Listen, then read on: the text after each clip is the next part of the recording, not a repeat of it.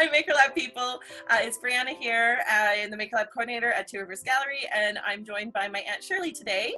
My Aunt Shirley is a retired teacher. She is an amazing bookbinder, haiku writer, calligrapher, miniature illumination drawer. She does everything, and she is the one who started me with bookbinding and pretty much taught me almost all I know with bookbinding. Yeah, and you've really was the best student I ever had. I want to tell you that. Embarrassed. Oh, from years and years of teaching. That's wonderful. Thanks. But yeah, no, she's amazing in a lot of the different techniques, and we're going to be talking about accordion books today. And so we are actually going to be creating a book based on this one right here. So it has a harder cover on the sides, and then if you can see on the inside, they have tiny little pockets.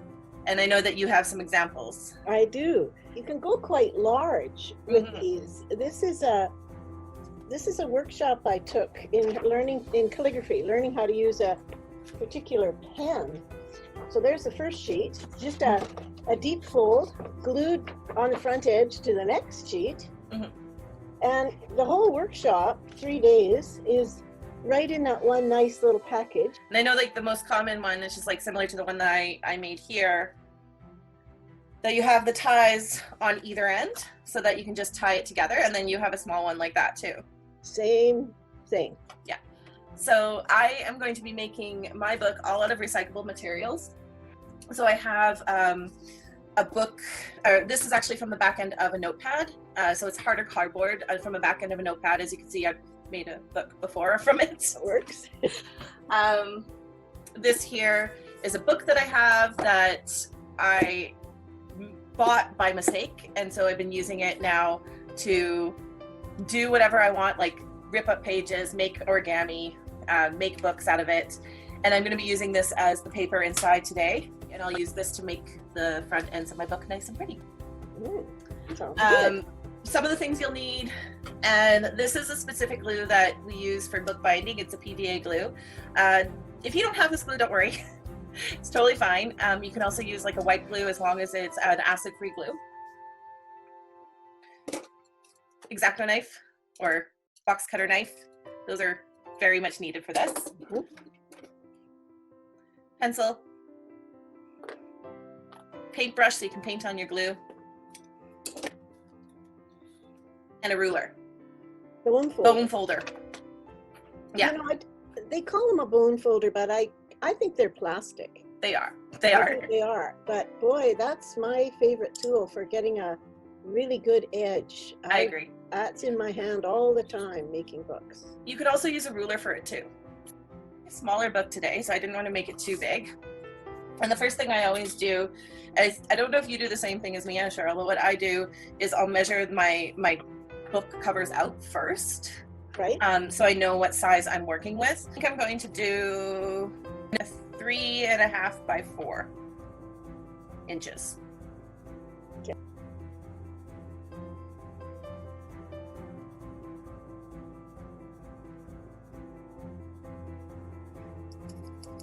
How'd you get started with bookbinding? Oh, I went to my first calligraphy class about 25 years ago, and a friend in that class gave me a beautiful little folded book. And I knew that if I was really careful and I took it apart, I could make some more. So I finally worked up my courage, and I did that. I did exactly that. And I stopped after I'd made about 3 dozen of them.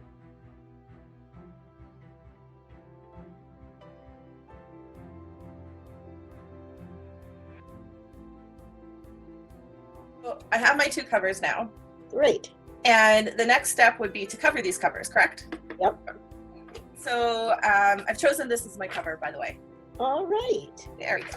That looks very interesting. I think so.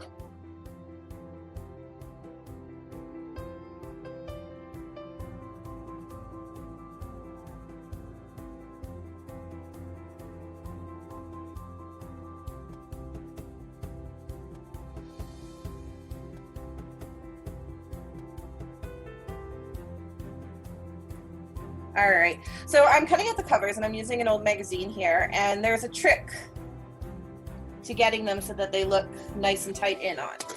You glue the cardboard and you lay it flat onto the page, you press down, and then you cut off the corners. Yeah, that's a bit of a trick. You don't cut right close to the cardboard. You stay away from it. Yeah. But you do cut off the corners. Yeah. And what does that do? It just lets you fold it a little more easily, because you're going to, you've got to fold in the paper onto the back of the cover, and it allows you to make a nice crisp fold. So I'm doing a technique right now, and I think you were the one who taught me this. If you don't have a bone folder, a way that you can actually get a nice crisp edge onto your books is to take the edge of the book and push it down against your workspace. Okay. And fold it in afterwards that way. That sounds good.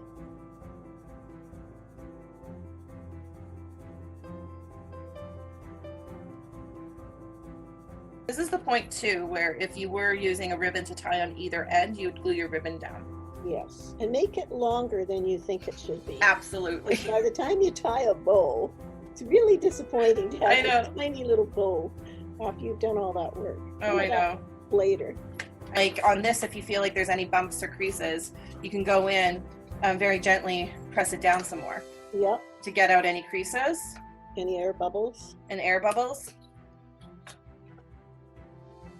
All right, so I have my covers.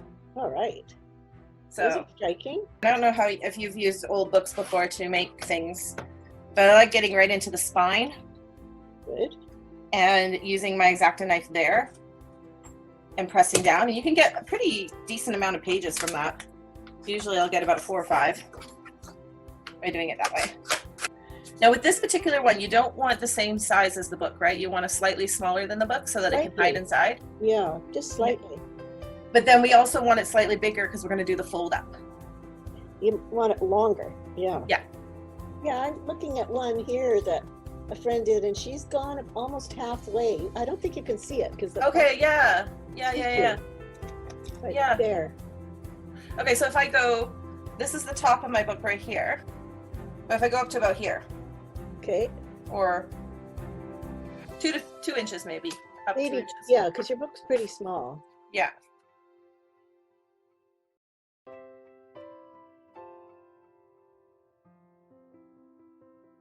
I have, I'm looking at the page that I did where I actually made the marks, and what I would do is where I've actually measured out the size of the book, I'd actually ever so slightly move it down and over so it's slightly off the page. Yeah. And then I would do a light mark there and know that's where my folding is going to be. That sounds good. And carefully fold it down, making sure my edges match.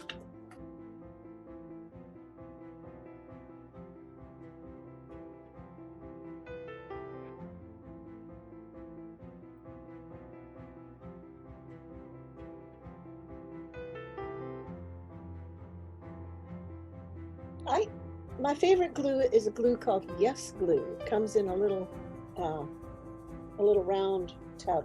Mm-hmm. Very expensive, like $25 for a tiny jar.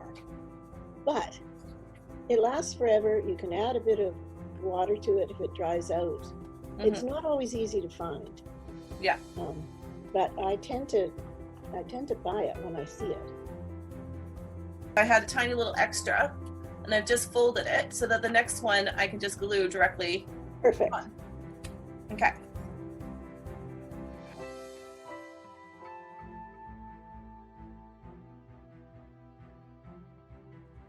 Something else, depending on the size of the book, with the covers, if I've got them a little too wet with the glue, they might start to warp a bit. In which case, you want to put some wax paper between them, and then run around the house and find the heaviest thing you've, I don't know, a couple of giant old dictionaries or a heavy, heavy pot or something, a brick. Yeah. And just leave them overnight. Yeah. And then you may find that they're just fine. What I'm doing now is I'm not using the other glue, I'm using my glue stick. Yeah. And I'm taking my book, and now I want to make sure that my book is like, because I have a nice tree lines going on, so I don't want to have them in a weird angle or anything. Right. I want to make sure I'm lining up my tree with my pocket. There we go. There it is. And that is my little accordion book. Very simple but fun little activity and book to make. It is, but like fold up little notes, like if somebody wanted to give you some notes or something, like a birthday card or Christmas card, and you put little notes in there. Or I think that's what's nice about these. These Flat tea bag and get that in one. Oh, a selection of different teas. That would be kind of cool too. I think you might be able to. Yeah. But the pockets were a little floppy. Well, thank you for joining me today and helping me make an accordion book. Yeah. You're very welcome. It was a great pleasure.